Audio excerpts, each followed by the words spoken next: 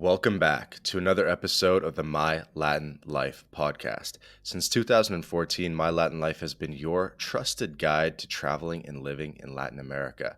Today, I have a guest, and his name is Lachlan Page. He's the author of 2 books about Latin America, and he's a teacher and lecturer at the University of New South Wales in Australia. Lachlan, how's it going, man? Good, thanks. Thanks for having me. Good to be here. Yeah, absolutely. Always good to have a friend of the podcast on. I know you're friends with Sam Miller. Yeah, we know each other from Colombia, so I think we arrived pretty much at the same time, and yeah, I saw he was on your podcast earlier, so it's funny how those things cross later in Yeah, life. I think pretty much every guest knows at least one of the other guests, so it's good to have a little bit of continuation. Yeah, for sure. And I think Sam and I were both in Colombia at a time where all the gringos pretty much knew each other because there wasn't that many of us, so it was And part of parcel of yeah, that. I think it'd be cool to start off by just painting a picture of what things were like in Colombia back in the early days when it was still a good spot. Yeah. um, so when was that the year that you arrived in Colombia, and maybe tell us about the sense of community that you guys felt there. So I first went to Colombia, the country, back in 2009, but then I kind of went away, did some other things, came back in 2000, end of 2010 to actually live there full time. And yeah, it was kind of an interesting time. I think it was still like it was opening up. There was still. It was still kind of closed off in some ways in terms of a lot of travelers didn't give it the time of day. It was still had that stigma of being quite dangerous. I remember going there. There was just nothing like you had a guidebook.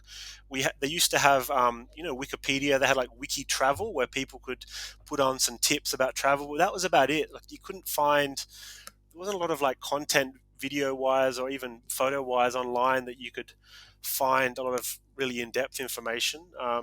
So it was definitely off the radar in that sense. But yeah, when I got there, I met a lot of other expats and Colombians that lived there, and I lived after like a week in the Candelaria. I moved out to Chapinero, which then was like you would walk around and you'd Hmm. never see another gringo pretty much. And it was if you did, you'd kind of stop and go, "Hey, man, like, what are you doing here?" And you chat to them just because it would be unusual, I guess, to see people there. Yeah, with actually, it's funny with Sam. There was a group of us used to have like a football cinco group. So every Friday we used to play 5-on-5 indoor soccer or like kind of That's, that's indoor awesome. outdoor. Yeah, so we did that every Friday and then had drinks afterwards. And yeah, it was a good little group. That was like a mix of Colombians and expats. Yeah, it was Is good Sam fun. any good? Sam's amazing. He's like I don't know if you know, he's like 6'4" and built like a brick wall, and so he's really skillful as well. So he's really like he's not uncoordinated as a lot of big people can be. Like I'm a little bit uncoordinated sometimes, but yeah, he's very good. That's awesome. Yeah, And I thought we'd actually start talking about the books early on in the episode because yeah, I'm just really fascinated about it. So you've written 2 books about Latin America. They're both spy novels, to my understanding. yeah, yep. I'd say they're like spy novels. Yep. And I think every man like wants to write a book and be a published author. I think it's something that everyone has on their bucket list or to-do list. And Yeah. every LatAm traveler obviously has tons of stories and feels inspired about the region. And you've actually gone and done it. And your first book came out in 2020. It's Yep. called Magical Disinformation, and Yep. then your second book, I think, is just coming out a week from now, a week from the, Yeah. the recording of this, but it'll probably be out by the time this episode's out. 1st of November, 2022. And the second book is called The General of Caracas. Yep. That's right. So why don't you tell us a little bit about, I guess, yeah, about the books? Yeah. So the first book, like, it's funny you said like about you know wanting to read about things in Latin America. There is a lot of books about them, and I've read a lot of them. But I kind of my idea to write this was because I wanted to write a book that I'd like to read. And so I had the idea of a spy novel set in Colombia because I'd lived there for 4 years after when I wrote it, and I had a lot of stories from my own personal experience. and also just from other crazy stories that are weaved into it, which are true stories that have happened in Colombia back in that time and a little bit after then. Um, and so, yeah, I mean, like it's the basis of the story is basically a British spy who falls in love with a Colombian woman, and but then he gets transferred out of Colombia, or he is about to be transferred out, and so he has to think of a way to stay in Colombia, and so he starts inventing intelligence reports to say there's more things happening than there is, so that they decide to keep him there so he can stay in the country in Colombia. So it's very like that kind of storyline is based a little bit on Our Man in Havana by Graham Greene, which is one of my favorite novels Hmm. it's from the 50s, a classic book. Everyone should definitely read that. Even though it's a bit old fashioned nowadays, it's still a great story. So it's based on that. Um, and yeah, it's like I think the basic reason is when I was there, a lot of foreigners, men and women, would like fall in love, or they would actually move there to be with their partner if they'd met somewhere else. And everyone was trying to work out, do we stay here in Colombia or do we go to another country? Do we and then how do we work it? If we're staying in Colombia, what do I do? What do I do to live and to work there? So that was kind of like a theme that I always saw, and I could imagine someone being desperate enough to uh, invent some false intelligence to stay there. Yeah, Let's talk about the book Our Man in Havana for a minute. yeah, I'm not super familiar with it. I'm kind of looking at it now in Wikipedia. It yeah, was adapted into a movie, yeah. a 1958 50s. Yep, 1959 movie. yep. Have you seen the original Yeah, movie? yeah. I've seen the movie. The movie. A lot of people don't like it, but I love it. It's really good old black and white movie. Similar in the vein of Casablanca, if you like Casablanca, Hmm. the old movie. And Alfred Hitchcock almost directed it. He was in line to direct it, but then it got changed. And it's got some actors you'd probably be familiar with. It's got Alec Ale- Guinness, who Alec yeah, Guinness. Yep. who was Obi-Wan Kenobi in the original Star Wars. Oh, no And he's been way. in yeah, he's the main character, and he's a amazing actor. Um, so yeah, it's really good. It's definitely worth a watch if you can find it. And I have to believe that Our Man in Havana is a book slash movie that really influenced a lot of not only spy novels to come, but a lot of sort of literature and content on Latin Yep. America to come, and basically how a Westerner might see Latin America. Yeah, definitely. And like Graham Greene himself he traveled all through Latin America. He in the 30s he was in Mexico, and he's got written several books, fiction and non-fiction about Mexico at that time. He later was in Cuba, Panama, Argentina. Even he has some books. He has a book written based on Hmm. the Paraguay-Argentinian border down there. So yeah, I Really? think he has a very keen eye, and he knew a lot of. He met. I'm pretty sure he met Fidel Castro when they were filming Our Man in Havana, and he knew a lot of leaders, and so he's a very interesting person to read about. Um, and like I guess the main thing about Our Man in Havana is a guy who's a vacuum cleaner salesman invents intelligence of some type of missile installations in Cuba in the jungle, Hmm. um, and this happened in I'm pretty sure it was 55 or 56 that was written, and then later in 62 the Cuban Missile Crisis happened, where the Russians had missile installations, or they were going to install missile installations in Cuba. So he kind of predicted that that scenario that was one of the most, I guess, biggest kind of international events at that time. So he's kind of Yeah. prophetic in that way. And so tell me, Lachlan, so you're an Australian guy, but do you have like strong connections with I don't know, with the British Empire or with England? Because you told me offline that you worked for the British Council, and seems like you have an affinity for all things British. Yeah, I don't really. I'm like Australian back to when we were prisoners on one side. um, so I don't have like a British passport. I'm not connected in that way.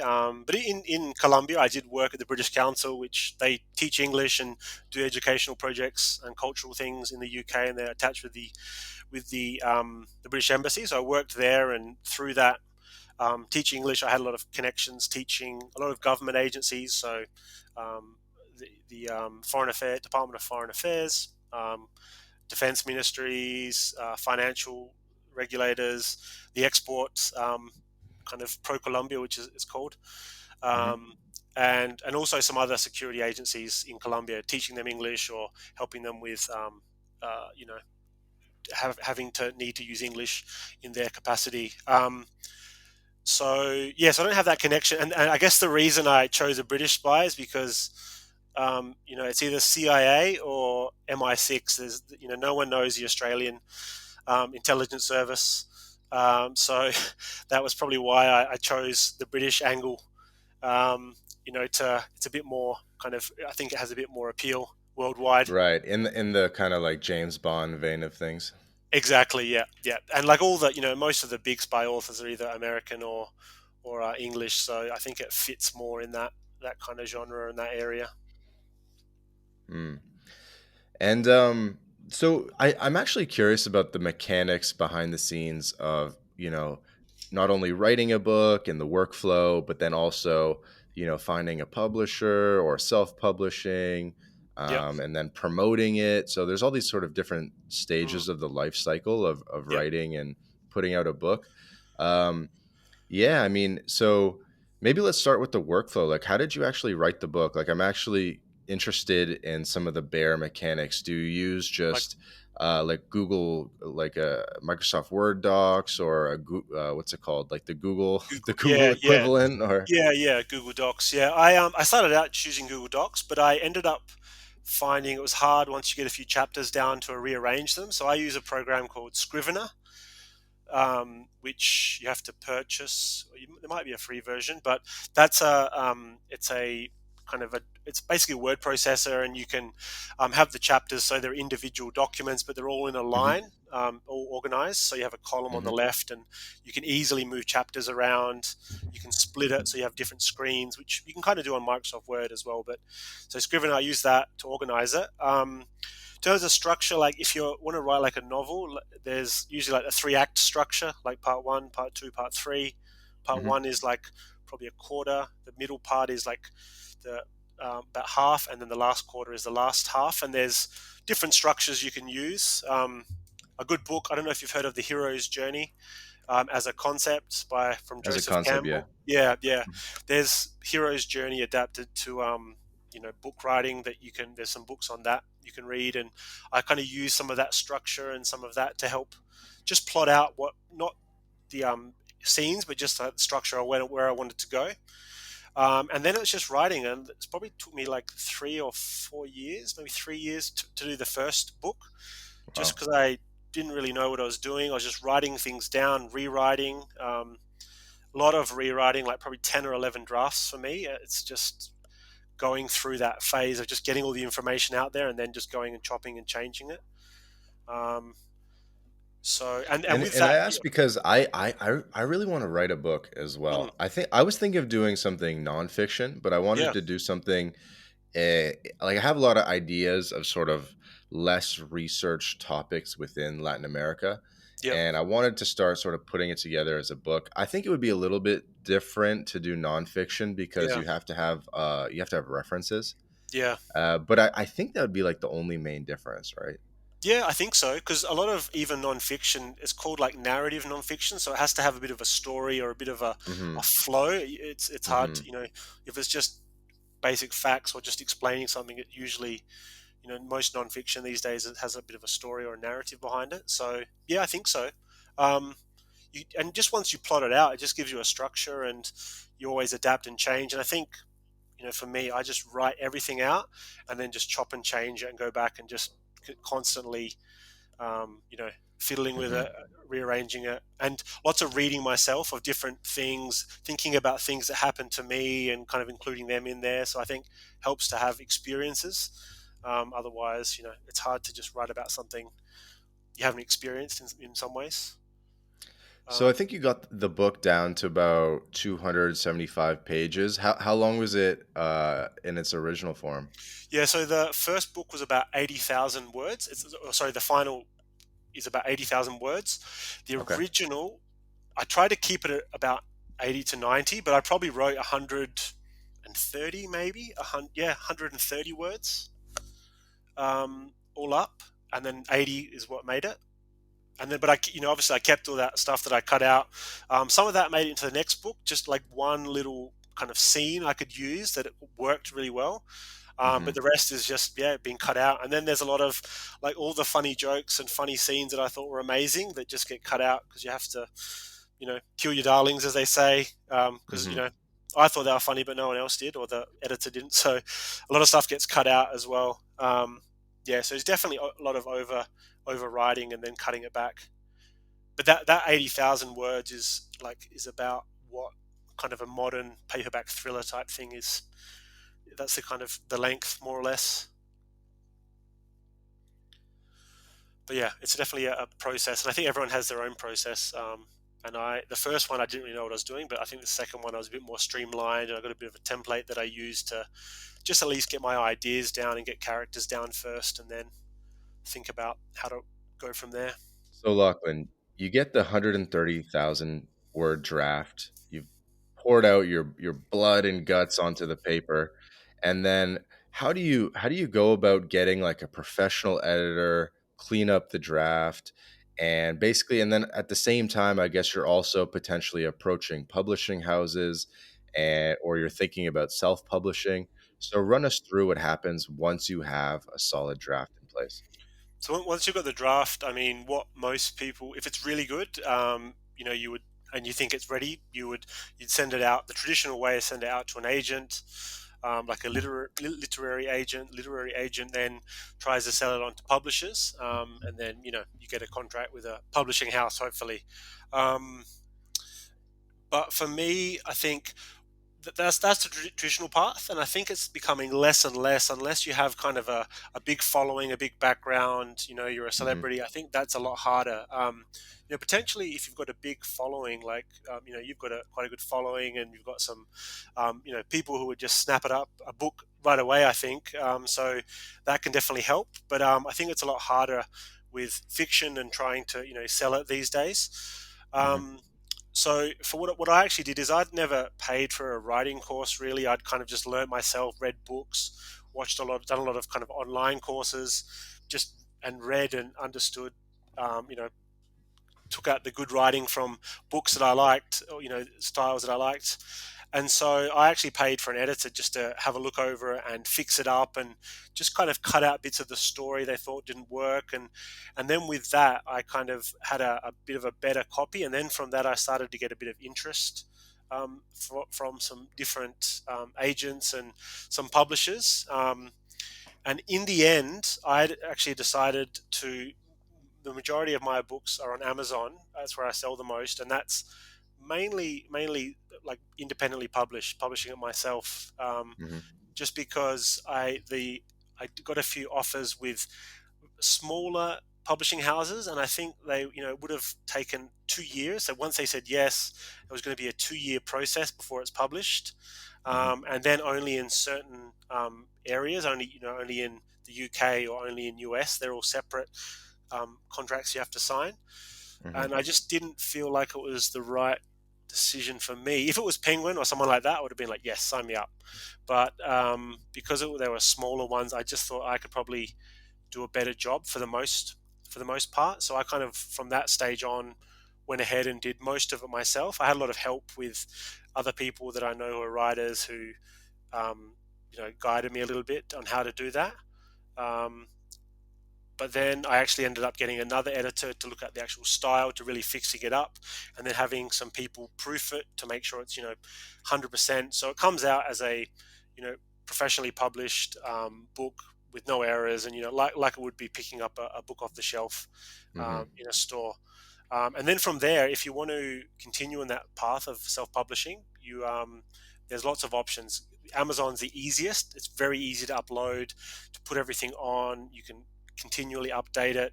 That's very easy. The other one is there's a service which goes to all the other bookstores, so Barnes and Noble to Waterstones in the UK to whatever book. And it goes on like their digital catalog or? Yeah, no, it goes in just their normal catalog, and it's That's sweet. available. So, if you clicked on Magical Disinformation, you can buy it. Oh, yeah, yeah, digital online. So you could buy Magical Disinformation from Barnes and Noble online, and it would be delivered by Barnes and Noble to your door. If you're in the US, To get the or physical book. to get the physical book, yeah. Or you can just, on Amazon is a lot easier, I think. So there's a lot of ways to upload there, and there's another few other services where you have to upload to get it onto those bookstores like Barnes and Noble or Waterstones in the UK, or we have like Dimmicks here in Australia. Um, Yeah, that makes sense. So it sounds yeah, like you had to really invest a lot yourself before it, like it's really like 90-95% on the author up front, and then yep, and only then will the publishers or whatever third parties kind of yep, take you the rest of the way, because not only do you have to write it, but you yep, hired multiple editors. Who yep. does like the final like formatting? I actually learned how to do most of that myself. There's a program that I use. It's a program called Vellum, which is, again, you have to pay for it, but it's worth it. It makes it super easy for digital books, for print books, and it makes it look better than I think even some of the other books that I've seen. And I've helped some friends out, you know, putting their books through, and it works really well. But you can pay Interesting. someone. You can pay someone to do that as well. There's people that will do it for So you. use the software Vellum Yeah. that does the final formatting. Yep. Imagine though, like, and then you bring that to the publisher, and they're generally always kind of happy with that format. Yeah, generally. It depends on the publisher. It's kind of changing now. You'll find there's a lot of publishers now who are a bit more savvy in this, and they're kind of developing more because they realize we don't have to have books in. Oh, because that's the other thing is my book, it's print on demand. So when you order it, it gets printed and sent out. It's not like sitting in a warehouse, which is what a lot of Hmm.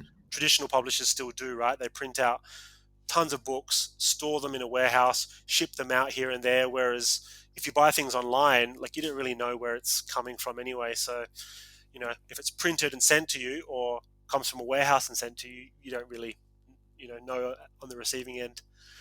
Um, so I think yeah, publishing is changing a little bit in that sense. And there's a lot of other um, kind of authors I'm seeing do this, and even authors that in the past had very good traditional contracts are taking this route now, where you can do a bit of Hmm. traditional, which is what I've done, but then also a bit of like your own, so you can kind of mix it up and have some traditional, some self-published, and yeah, the royalty is a lot bigger for if you go direct onto Amazon, for example. Yeah, Yeah, get a bigger yeah, cut.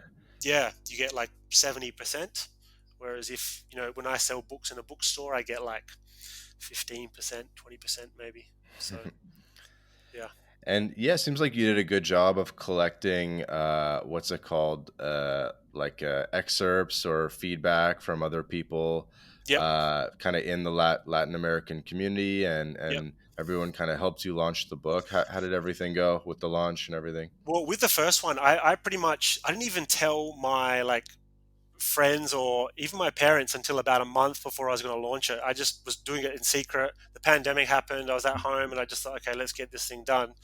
So I kind of just launched it, and I was hardly even on Twitter at that stage. I, didn't really have any, like, no one knew I was a writer before I'd launched it. So, or I was even writing anything. So I just kind of launched it, and people just picked up on it. And I had some contacts in Colombia, or just friends of friends that, we followed each other. We hadn't met, but we followed each other, and they took an interest in it.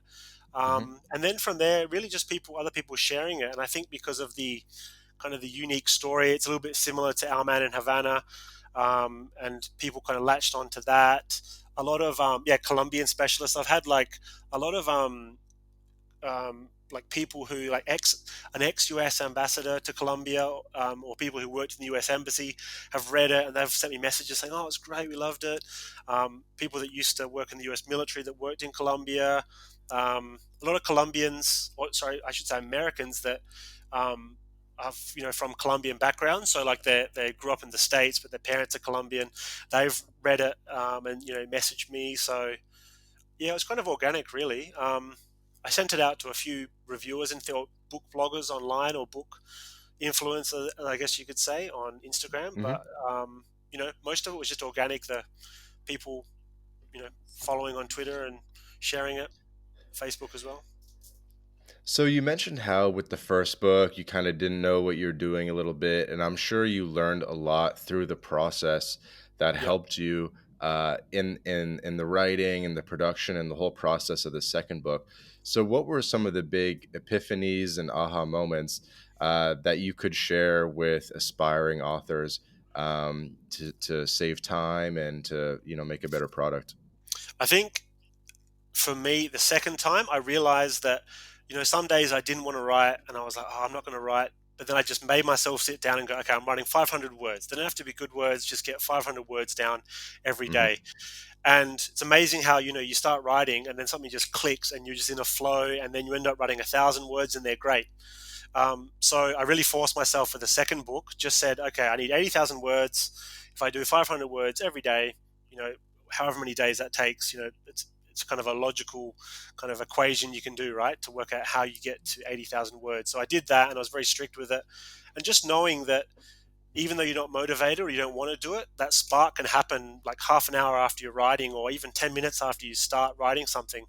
So that definitely, I definitely knew that was what would, spark creativity and spark ideas the second time. So instead of just, wasting days, I just got straight into it. Um, I think also just organizing information. Like when I always do a lot of research for books, read a lot, take notes, and I had a lot. My notes were a lot better organized in terms of thinking about how to include things and Hmm. just scenes and characters. I think was a lot easier. Chapter development. The first one, I really kind of was trying to be like experimental when I first wrote it, just writing crazy things that didn't really make sense to anyone else except for me. Whereas I realized you have to kind of make it make sense in the end for a general audience. So I kind of maybe toned that down a bit. Um, yeah, that's probably everything I think Hmm. I could give as advice.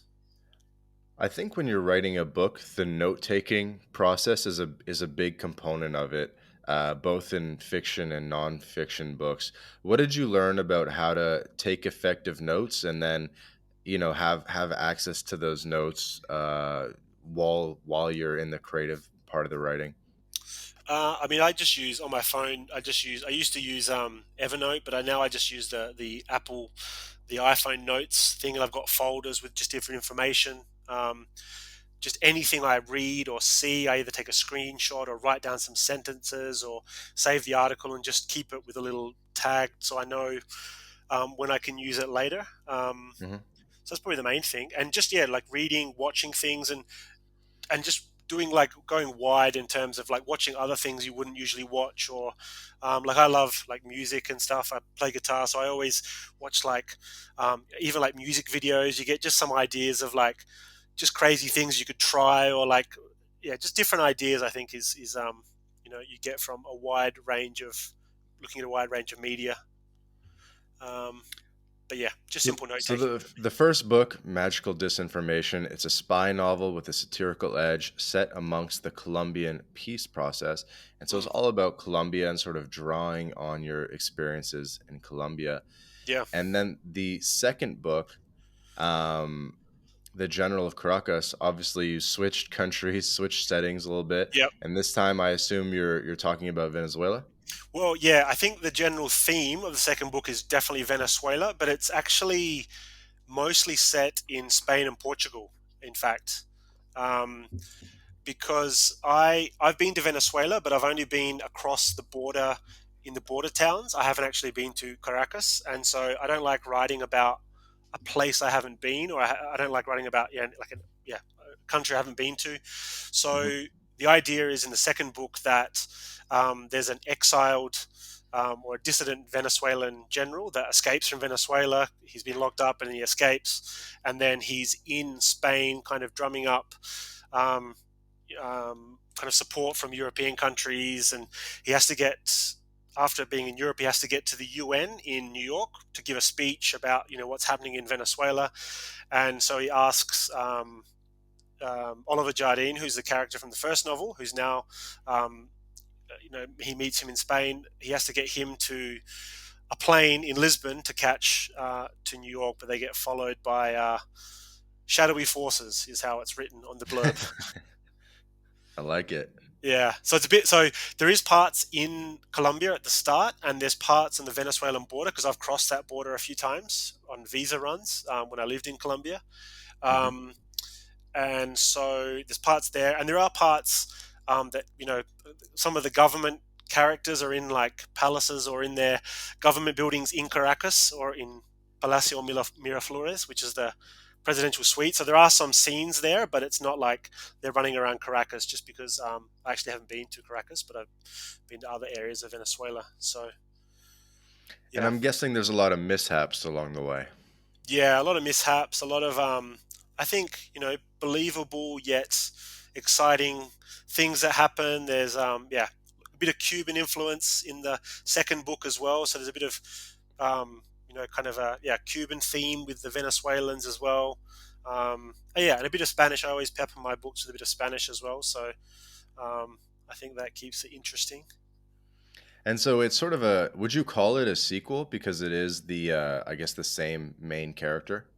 Yeah, I'd say it's a sequel, but it can be read as a standalone. So, like, if you read it, you could read the second book without having to know anything from the first book. There's nothing, bit of story, like in terms of the history, but there's nothing you would need to watch it. It's a bit almost like a James Bond film, right? You can just switch on any James Bond film, and you don't really need to know like the backstory or anything. You can just switch it on and watch it. So tell us a little bit about our main character, Oliver Jardine. So Oliver Jardine, he's basically an analyst, a British intelligence analyst for MI6, which is the spy agency where James Bond works. And he is in Colombia, and he's just an analyst, right? So he's a desk-based kind of analytics, kind of analytical mind in terms of like he's crunching data, and he knows a lot about politics and things like that. Um, but in the first book, he really tries to break away from that and become a bit more, let's say, action oriented and a bit more kind of, I don't know if gung ho is the right word, but a bit more kind of wants to get amongst the action side of international Hmm. intrigue, I guess. Hmm. And so he undergoes a bit of a change as he starts to fabricate his intelligence reports and becomes a bit more active and goes up to the coast in Colombia and gets in a bit of trouble around there, around the areas of Santa Marta and the Sierra Nevada de Santa Marta, the kind of Hmm. mountain range that's up there, and also up to La Guajira, which is the that northern point of Colombia as well. Right. And what did you do to to bring sort of depth to the character of Oliver Jardine, make him relatable? Do you want him to be admired? Do you want him like there's a lot of subtlety in the character and maybe he's a multifaceted guy. Yeah, I think the first book. It's a bit like it is a bit satirical, so it's a bit kind of the characters are a bit like maybe cartoonish or not like cartoonish, but they're a bit like they're like book characters, right? I haven't really tried to make it 100% realistic, but I definitely think he's like the kind of character that kind of likes his job, but he's stuck at the desk and wishes there was something more he could do. And then he kind of probably sees that he doesn't want to just work in as an analyst for the intelligence services and just work his way up the ladder. He kind of wants to break free and do something of his own accord, or just do something that is exciting to him rather than just following the the government hierarchy and on the intelligence service ladder. So he kind of wants to break free, I guess, a bit from that, which I think probably everyone can relate to in some ways. Hmm. So you had mentioned offline that you'd spent a fair bit of time yourself on military bases in, I guess, in Colombia and other spaces because you were working as an English teacher with the Yep. British Council, and then that sort of like put you in this world where I don't know, maybe you're like showing up to embassies or fancy British dinners in Colombia, stuff like that. I don't know. Talk us through like that world a bit because I think that that's something that most travelers in Latin America don't see. Mm.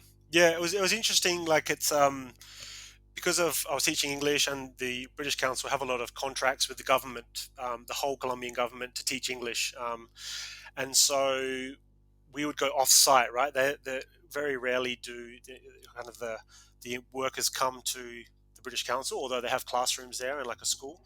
But we would actually get picked up by a car, and the car would drive us out to different areas. Then we'd go into the place where where people were working. So one of the jobs I had was like a writing class on report writing, and it was for the um, Ministry of Foreign Relations in Colombia, which is in the Candelaria, in the center, in the Palacio San Carlos, which is the like San Carlos Palace. It's just a big old colonial building. Hmm.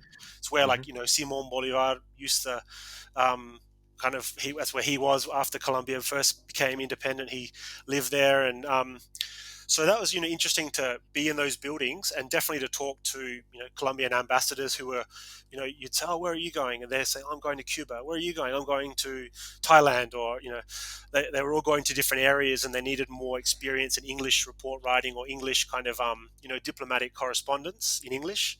So Hmm. that was like it was very interesting in that side. And I remember like once when I'd go, you have to go into the back door to the San Carlos Palace, and there's lots of security guards like there is in Colombia, and there's all these like bulletproof SUVs, like those black big SUVs that are all parked there, and one of the security guards is like speaking to me in Spanish, and he's like, oh, this is where Simon Bolivar used to have his horses, but now we have these black bulletproof horses. So that was like in the old stables had been turned into like an underground car park of the bulletproof SUVs. So that was interesting. With some of the military officers, it was they had the ones that we would speak to had very interesting lives. Like they hadn't just lived in Colombia; they'd travelled all over the world in different scenarios. They'd spent a lot of time in the US and the UK and even Israel doing military training. So they had a lot of like stories themselves. So they were very interesting people. Yes, I guess there's a lot of you think of it as like it's kind of world where there's always parties and things, or like cocktail parties. It wasn't always the case, but there's like a lot of the times I was just there during the day, like Hmm. 7 a.m. in the morning before they start work, or during their lunch break I was there, or after they finished. So that's when I would usually roll in. But yeah, Right. you'd meet a But lot of you people. weren't you weren't you weren't teaching English to kids or high school students like a lot of people do. You were teaching English to like Adults, Colombian yeah. diplomats. Yeah. Well, I guess so. That's one part of the British Council's like business. That they do kids classes. I didn't do a lot of kids classes. I did teach some other classes which were just paying adults who wanted to study there. And actually, that was because the British Council I worked probably half the time, and the other half I actually worked at a university, a private university, teaching English, but also some other just basic business subjects. Um, so I worked kind of half and half at those two. So I had that kind of experience, Colombian experience working at the university as well. Yeah, right. Um, yeah, and a No, it lot, a kind lot of of, lot of reminds that. me of like those British movies where I don't know, like you walk into like a big mahogany room, tall ceilings, everyone's in like I don't know, military outfits Yeah, and they're making decisions and it's all formal and stuff. yeah. Well, definitely those rooms, like a lot of the Colombian, like those old buildings in the Candelaria. When you go inside into the offices, they are very, they're just these old buildings that haven't changed. They've got beautiful inside, like fountains and courtyards, and yeah. But I think it's pretty like in the embassy itself, and that it's I had friends that work there, and it's pretty laid back. It's pretty, and it's kind of looks pretty modern. I think inside, it's not you know Hmm. that old fashioned like mahogany and velvet chairs or something. And Lachlan, I think it's fair to say that you've had a lot of different work experiences in Latin America. I noticed on your bio it said that you were an extra in a Panamanian Russian TV series, for Yeah. example. Yep.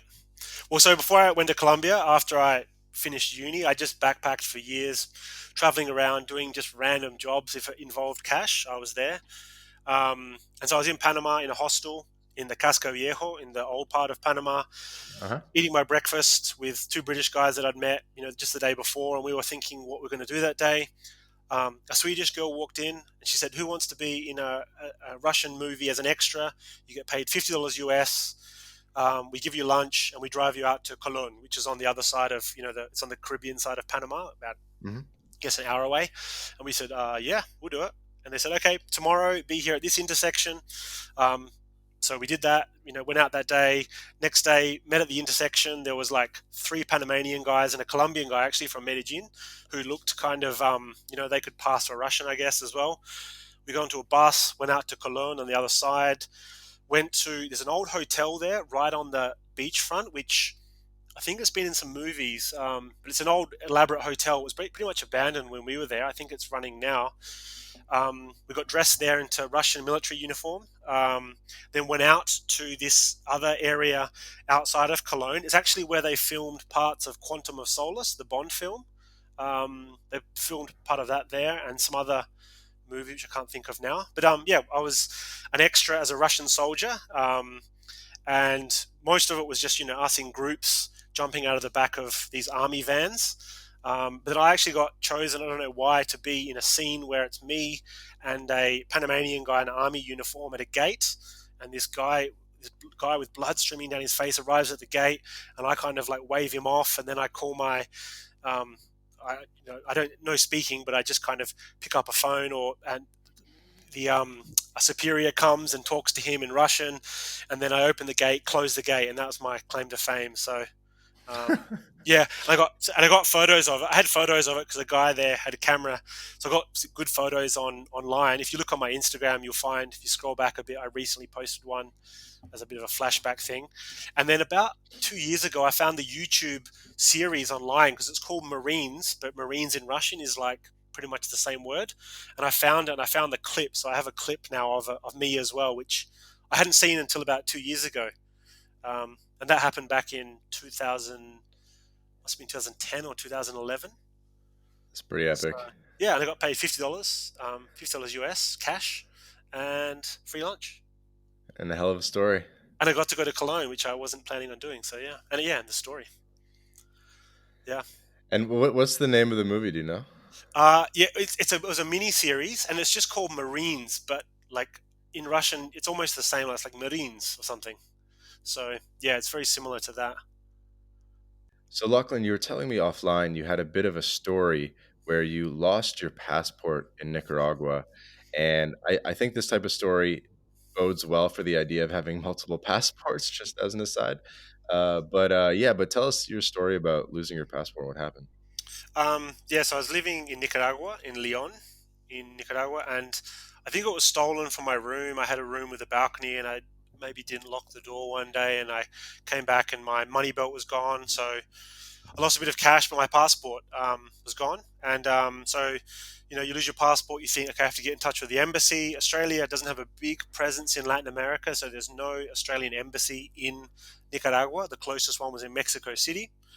So, and obviously with the passport, you can't leave the country, you can't really do anything. So, what do you do when you don't have that? So I had to go to the police, get a police report that it was stolen, then use that to send to the embassy in Mexico City. And they, I had no ID really. So they just provided me, I think just based on photos, a very kind of a small passport, which just said emergency travel document, which was only valid for 6 months. So I had that. So then I could leave the country or do whatever, but I'd planned on, traveling more in Latin America. I actually had a working holiday visa to Canada as well because I wanted to go there. So I kind of ummed and ahed about what to do and ended up thinking, okay, I'll go to Canada. At least there I can start working. I can go to the embassy there. I can get my new passport. So I pretty much got on the plane. Went to the airport, and this is after I'd finished my trip, and I was in Nicaragua still. Went to get on the airport, checked in, everything was good. I was boarding. When I was boarding, you show your boarding pass and your passport. I showed my passport. The guy's like, "This is not a passport. This is some weird document. What is this?" And this was the Air Canada guy. This was not the passport control. And he was like, "No, I can't. I'm not letting you on." And I'm like, "What?" And so I got ditched from the flight, and this was the last flight. So I ended up having to sleep in the airport. Next day I went back. The same guy was there. He's like, "I'm not letting you on." And I explained to someone else, and then they finally let me onto a flight that got to Miami, and it was going through Miami to Canada. But again, when you go to the US, even as you transfer, you have to go through immigration. So I went through immigration, and they're like, "Wait a minute, this isn't a passport." So again, I'm like escorted into the room, like a room in Miami airport where there's a lot of other I guess, I don't know, dodgy characters like me there. Had to wait, several hours, and then finally I get interviewed by two guys, two immigration officials who started off pretty pretty kind of stern and very, tough looking. But then I explained to them I was in Nicaragua, I was doing some volunteer work, which was true, I was. And then they started to kind of come around to my story, and they're like, okay, yeah, okay, we believe you, and it's admirable that you're doing volunteer work there, and what a shame they stole your passport. So then basically I was allowed to leave, and they're like, well, this is only happening once. If this happens again, if you turn up here with this same document, it won't be the same. Got to Canada. Canada were like, yeah, come in. You want me to stamp the work visa in your passport? And I was like, yeah. And they're like, yep, cool, come in, man. Came in, and then once I was there, I had that document, and I had to get together the other documents, get them sent from Australia, like just ID documents to get the passport. And after about 6 months in Canada, or about maybe 4 months, I got my passport in Canada. So Were you yeah, going to Canada anyway, or was that just eventually. the soonest place to get things resolved? No, eventually, because I had a working holiday visa, which is like valid for 2 years. You have two Right, years right, to right, enter right. Canada, as long as you're under 30. And so I had that just as a backup, because it only cost like $50 or something, and I just had that as an option if I wanted to go there and travel and work. Um, so yeah, and it was either go there or go. I was going to go to Mexico and just hang out in Mexico, but I thought in Canada at least I had the work visa, so I could work while I was waiting and earn some money. So yeah, so I did that, but I wish I had a second passport at that stage. So, So that really cut your trip short, losing your passport. well, yeah, I would have probably stayed in, and I could have continued traveling through Central America. I could have gone. I was aiming to go down as far as I could, and yeah, cut it short. I just ended up staying in Nicaragua a lot longer, because I was in Nicaragua. As long as you don't leave, you don't have to show the passport, so there's no issue. So I just stayed in Nicaragua a lot longer than I would have, instead of traveling on. Right. But yeah, if So, that didn't so I happen, think yeah, we mentioned at the beginning of the podcast that you have spent about 6 years in Latin America, 4 years in Colombia, 2 years traveling Central America, Nicaragua, Guatemala, etc. yep, 4 years in Colombia is a good amount of time. yeah, yeah. I think for me it was, yeah, it was a good amount in terms of you have the honeymoon period when you first get everything's great.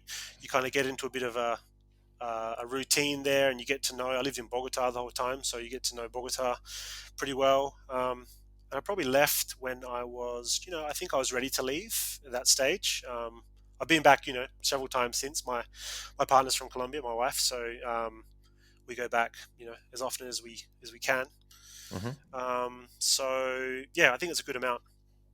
Did you For, meet her during that time period or later on? yeah, I met her after like the first year in Colombia. So we met and we were together there, and then we came back to Australia for a few holidays, and um, yeah, and then ended up moving back here. I don't want to say permanently, because I still like to, move around and do things. So, but Hmm. yeah, to be based more in Australia than other places. Interesting. And you haven't got the Colombian passport yet? No, I think like to get residency, you have to have like 5 years in the country. So I was short of that. Um, and yeah, but I know people who have the residency, or but I'm not sure I know many people that actually get Colombian citizenship. But yeah, I mean, I guess I could in the future. I could easily do it through my wife, get a visa. It's quite easy, I think. But I always had just Yeah. work visas. I had work visas when I was there, attached to my job. So yeah, if I Yeah, just had a maybe real next easy. time you go visit her family, kind of, hit the immigration office, try to get a little residency permit, work towards citizenship. Probably don't Yeah, have to spend too much time on the ground. yeah. I wonder. It'd be interesting to know how much time you have to spend there, to get it. So I think it would actually be quite little. I think it might just be like, oh, be a resident for a year or two, that mm, kind of thing. yeah, I know when I was there, like if you left the country for like more than a week, even if it was just for a holiday for say 2 weeks, and then you came back, they're like, "Oh no, your 5 years has to start again from this date you've re-entered." And I think that stuff can kind of be hit or miss depending on who you get at immigration or. Yeah, it's a bit weird. It's cool Yeah, that you were doing visa runs to Venezuela because a modern Colombian traveler doesn't really have that option. That must have been, even back then, must have been a pretty interesting experience doing visa yeah. runs to Well, Venezuela. it changed. It changed because the reason I needed it is because it changed while I was there. So the first visa I had, you had to leave the country to get it in a Colombian consulate abroad and then come back. So you go to Panama, you could fly to Ecuador, but the cheapest and easiest was to go to Venezuela. So yeah, we'd go to Cucuta and then cross the border into San Antonio de Tachira, I think it's called. Hmm. Sometimes go to San Cristobal, which is a bit further away, but a bigger city. Yeah, spend a day, 2 days, depending on how long it takes. Get the visa and then come back. But then while I was there, it changed, and you didn't have to leave the country anymore just to get your visa, renewed or updated or changed. So that was a lot easier. You just went to the immigration office. So So that you definitely have very close ties with Colombia. I don't know if you have kids, but like, w- uh, yeah, are you teaching them Spanish? Yeah, we don't have kids at the moment, but it's in play, let's say. And I definitely will teach them Spanish. Because my wife, we spoke Spanish when we first met, and obviously she used to read a lot in English, so she could read fluently in English because a lot of her textbooks for her studies are in English. Um, and now we still speak Spanish at home. So every day, like we went to the gym before, and we were speaking in Spanish to each other in the gym. And so yeah, we still kind of speak Spanish at home. So I think my Spanish is deteriorating and her English is getting better. Although she works Mm, in Australia now, so her English is great. But we still speak in Spanish. It's just more natural to us. But yeah, maybe it's kind of delving into more Spanglish these days. But yeah, we still speak a lot of Spanish. So good. Keeping it yeah, up. yeah, for sure. Getting ready, getting prepped for the return tour. Yeah, exactly. Well, yeah, we've been back. Last time we were back is just before the pandemic, for our wedding actually, and that was yeah, great. I had a lot of friends come over and family, and yeah, it was good to be back after a long time. And that's the other thing is when I was there, the dollar has completely changed. Like when I was there, one US dollar was 1,800 pesos. And Wow. now it just hit 5,000 pesos for one US dollar. So Did it hit um, 5? I was just calling this that it would. I think it did. Yeah, Yeah, I but think it's my like wife. 40. It's like it was like 4,900 a couple days ago. Oh yeah, I think it did because my wife said something. She's like, "Did you know it's like one US dollar is 5,000 pesos now?" So when we go back, it's a lot. With a hard currency or like a US dollar, even the Australian dollar, it's improved a lot. It's just very, very different. The prices you look at things and Hmm. compared to Australia's pretty expensive. Yeah, So even a year ago it was like 3,700, and now it's right, like right. just shy of 5,000. Mm, yeah, So so that makes makes it it. cheaper to visit. That's for sure. Yeah, definitely. And if you earn US dollars, or you go there with US dollars, it's yeah, I think a lot cheaper. Have you ever connected on Twitter with the dude Eddie Kwan? He was another guest on the podcast. Eddie Kwan? Uh, No, I don't think so. yeah, you could search him up. He's an Australian guy, and he's been living in Bogota for almost like 10 years now. Oh, right. Okay. So he might have kind of been Hmm. there when I was there. So yeah. And he's a writer too. Like all he does is write. Oh, really? He hasn't put out a book, but Right. I guess he's like I guess like an email copywriter. But he's He's definitely all okay. There's about, copywriting. Yep. yeah. But he's all about like the craft of writing, you know. Yeah. Interesting. So be a good guy to connect with. Yeah, for sure.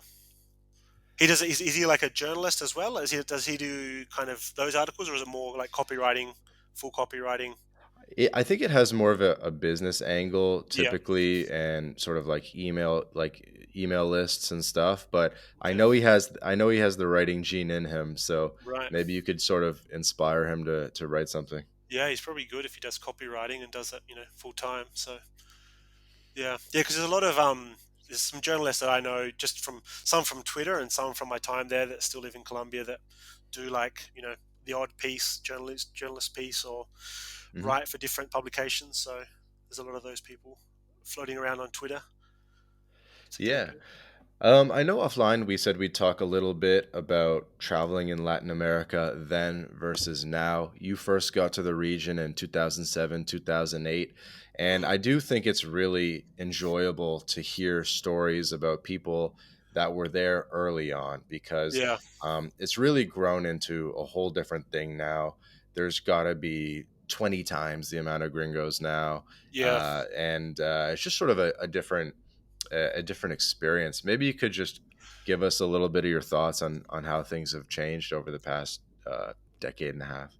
Yeah, well, I think when I first went to Colombia in 2009, and I guess I'll just focus on Colombia really. When you went to Bogota to the Candelaria, there was pretty much two hostels. One was the Cranky Croc, which is owned by an Aussie guy. That's still there. That's still there and going strong, I believe.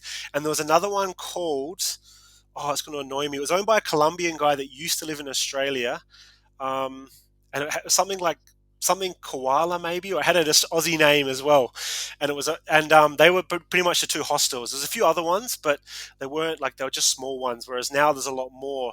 I remember going to Medellin then as well. There was like only two hostels, I think, two main ones. There was probably a few others, but there weren't any big ones.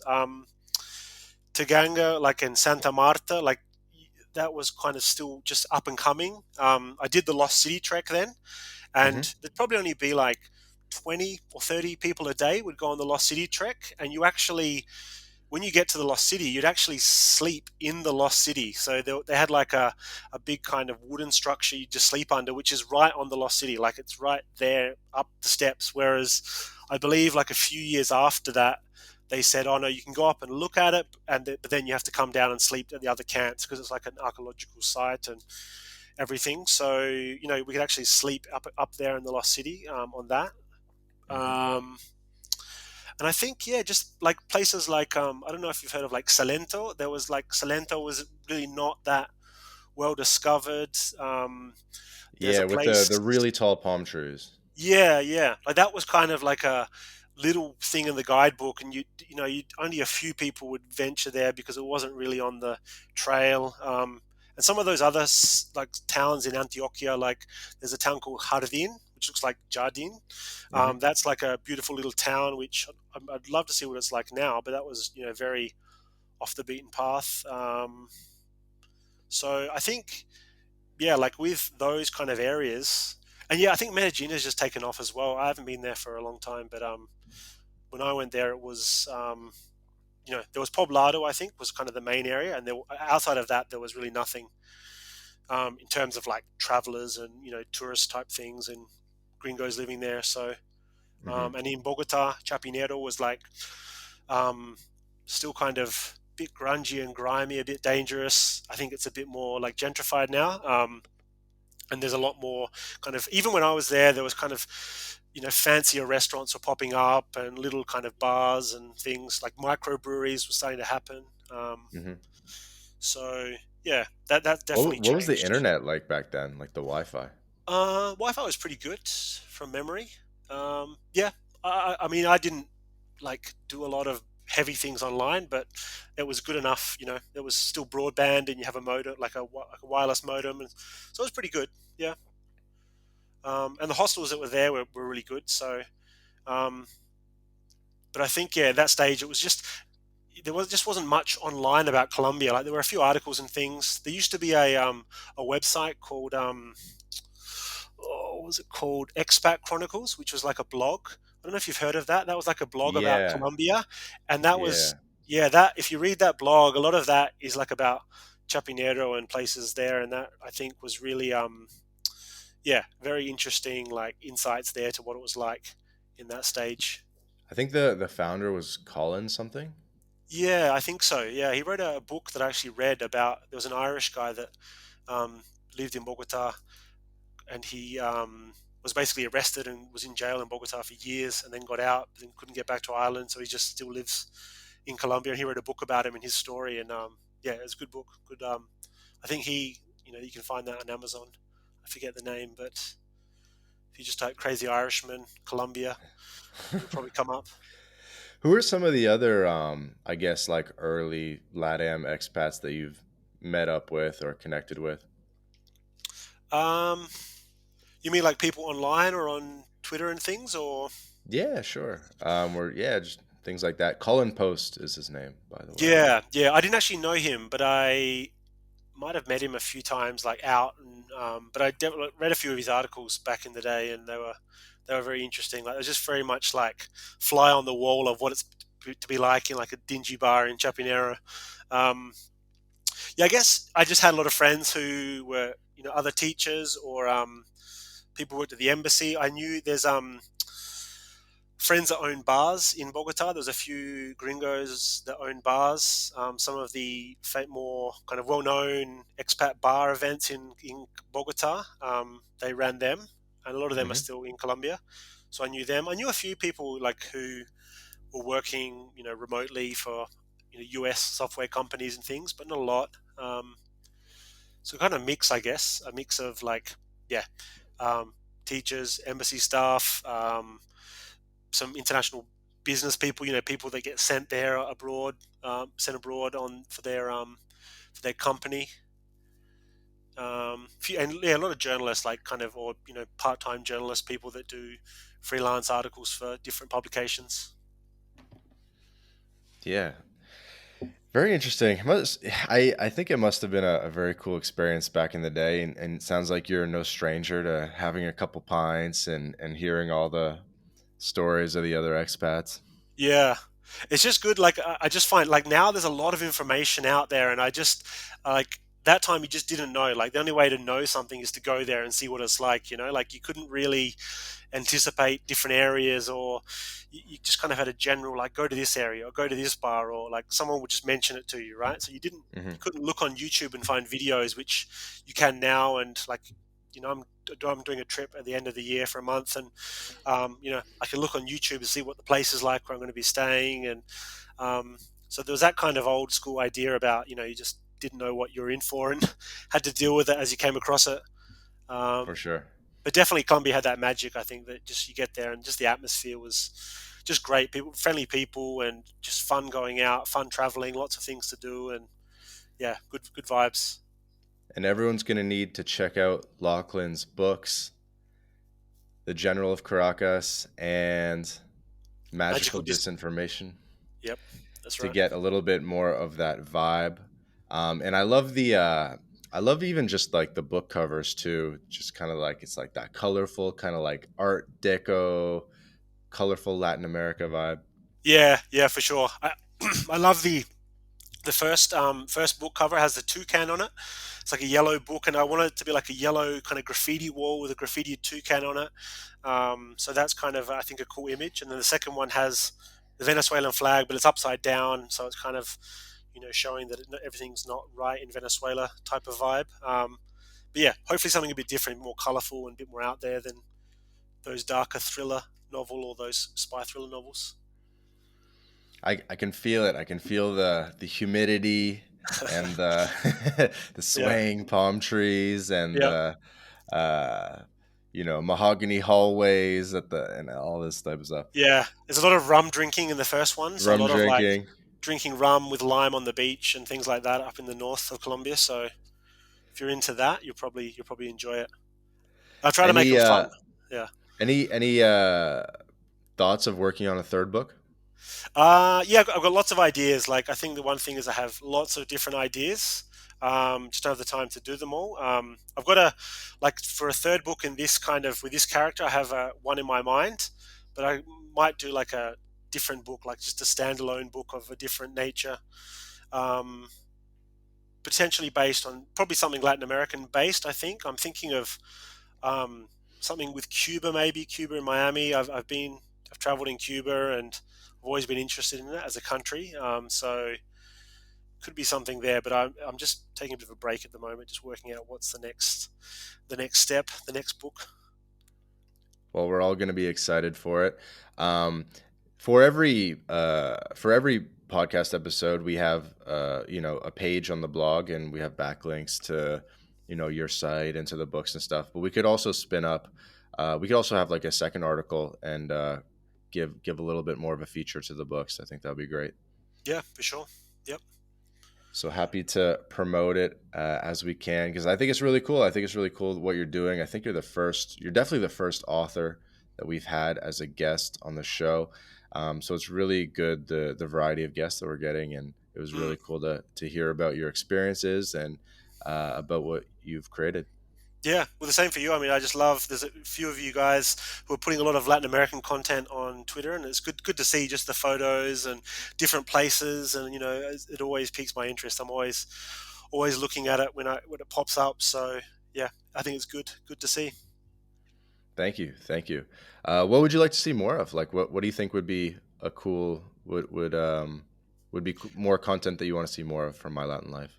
Um, I mean, I think just like a range of people in different areas of Latin America, and I think maybe I've only listened to a few episodes. So I haven't really, had a big dive into it, but I think um, just a range of people doing different interesting things within Latin America.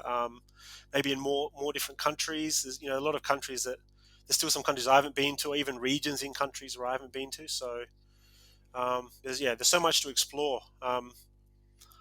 And like even just like I saw that post. I think it was you about um is it Rubioso or Rubiosa Ruby Rosa. Yep. Ruby Rosa the Dominican playboy who was like part of the inspiration for Bond, and something like that is really cool. And I had heard that story but like a while ago, but then I think you added some other things I hadn't seen. So there's just so many of those little stories that I think they're in books, they're out there, but they need a bit of a refresh and a bit of a like a second life brought to them. I think so. I think there's a lot of opportunities for that.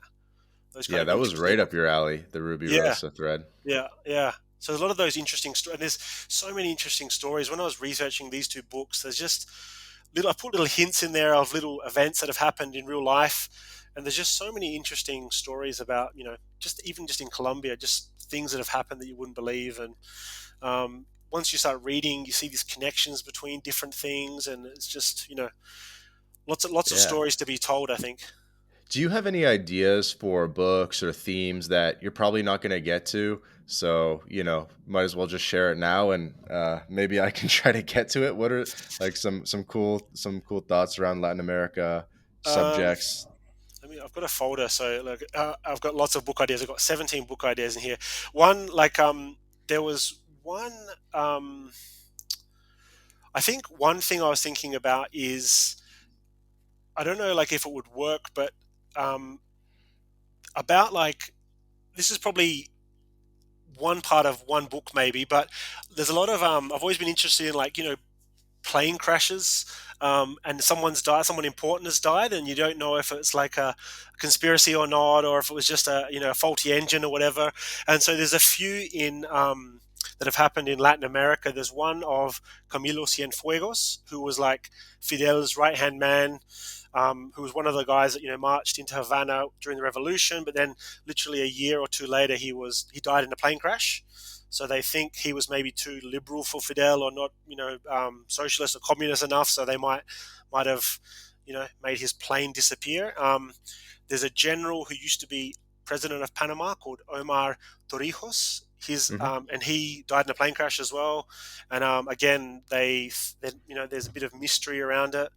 And I believe also in Ecuador there was a president called Jaime Roldos Aguilera, who died in a plane crash as well. Hmm. So I kind of feel there's a book, like there could be a narrative non-fiction book there about Latin American leaders, suspicious plane crashes or something. I don't know. There's probably more as well. Okay. A book on So playing. Yeah, no, I like it. I like it. yeah, there's yeah, like you can look it up online. There's a lot of mysterious plane crashes all over the world, but that's always something I've always found interesting because it's hard to find the information, and it's dives into those conspiracy theories, or it's interesting to just entertain the idea, I think. Yeah, I think we have similar interests in terms of these sort of off the beaten path stories.